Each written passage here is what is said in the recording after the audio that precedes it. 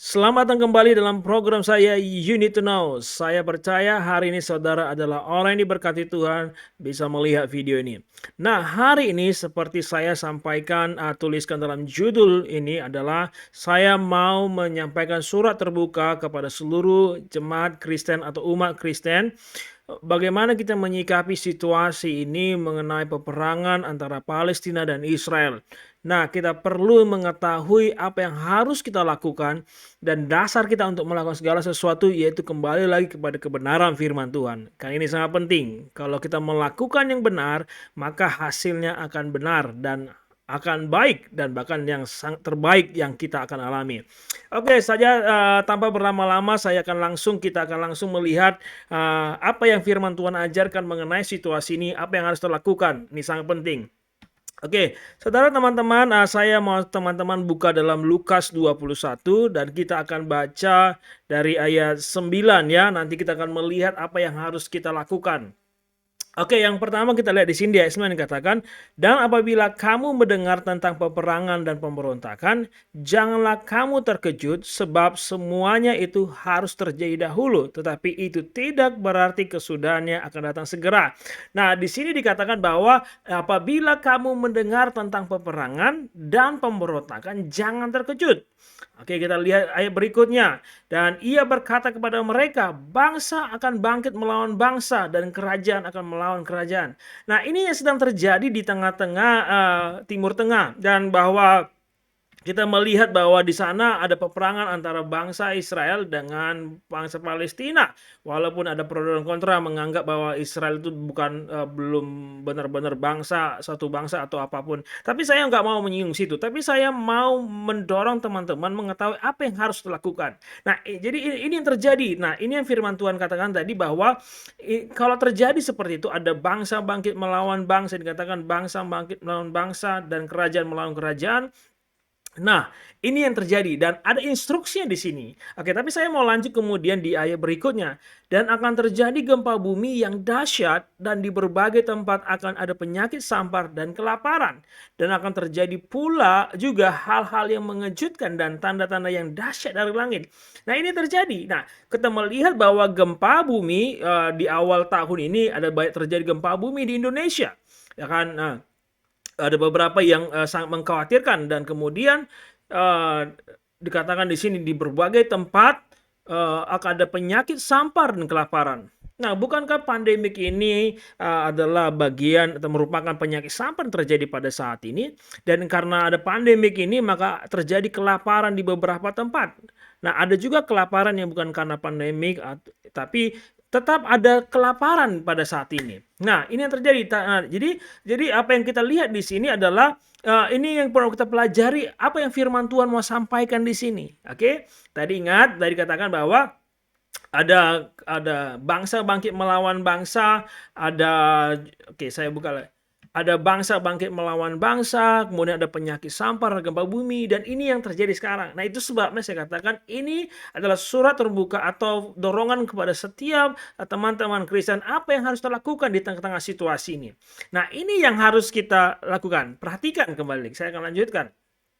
Tetapi sebelum semuanya itu kamu akan ditangkap dan dianiaya, kamu akan diserahkan ke rumah-rumah ibadat dan penjara-penjara, dan kamu akan dihadapkan kepada raja-raja dan penguasa-penguasa oleh karena namaku. Jadi ini juga akan dihadapi oleh orang-orang percaya, orang-orang yang mengikut Kristus. Dan dikatakan sini juga tadi saya mau kembali sedikit, tetapi itu tidak berarti kesudahannya datang segera. Artinya itu belum menunjukkan bahwa ini sudah akhir zaman. Nah, belum berarti dunia ini akan berakhir begitu saja. Tapi ini yang harus kita perhatikan, yang sangat penting apa yang Yesus ajarkan di sini. Karena ini pada perikop ini Yesus sedang berbicara, menyampaikan mengenai apa yang harus dilakukan di tengah-tengah situasi ini. Nah, ini yang akan terjadi. Nah, ini yang perintah Yesus, saya mau bawa langsung saudara di ayat 13.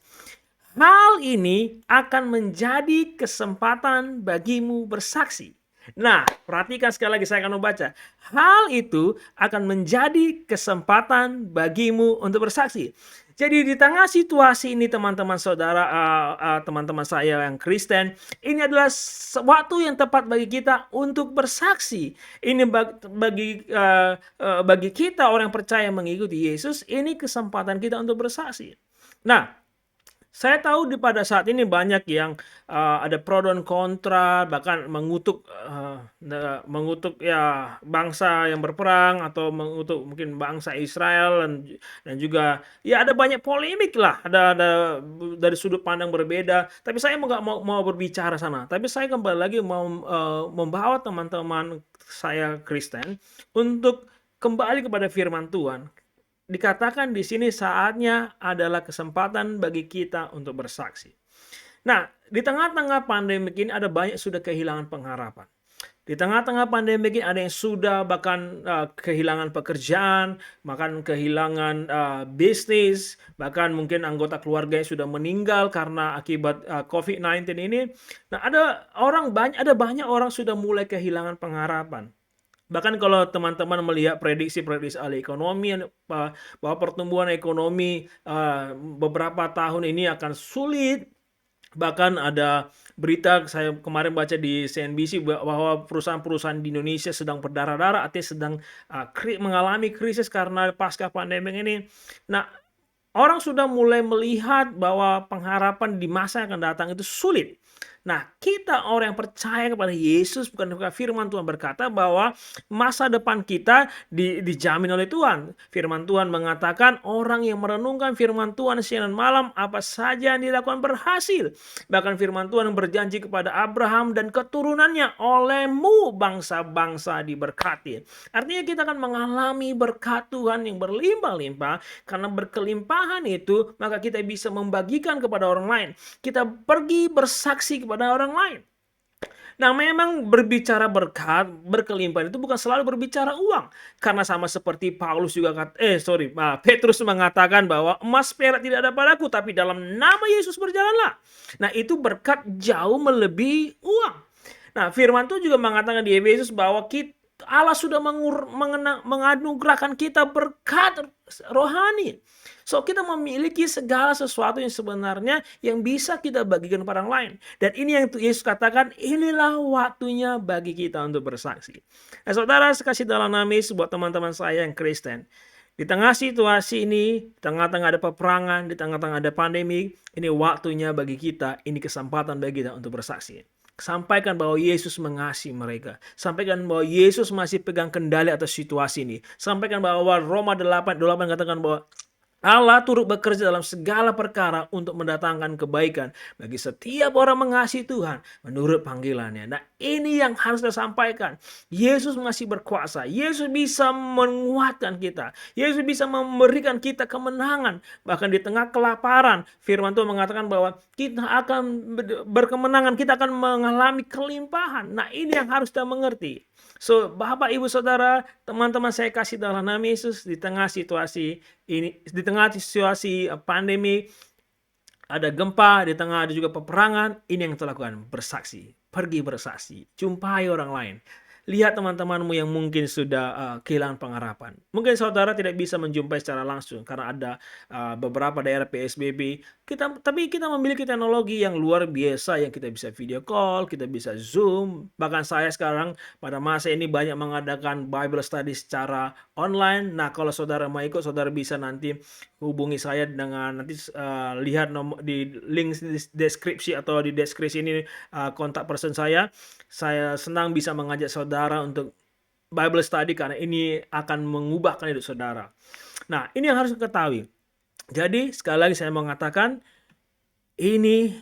hal itu akan menjadi kesempatan bagimu untuk bersaksi. So, hari ini teman-teman sekasih dalam nama Yesus, mulailah bersaksi. Ceritakan Yesus. Bisa melalui sosial media, bisa melalui berjumpa langsung. Tapi saya yang percaya, kalau Yesus bilang ini waktu kesempatan kita untuk bersaksi, maka harus kita lakukan.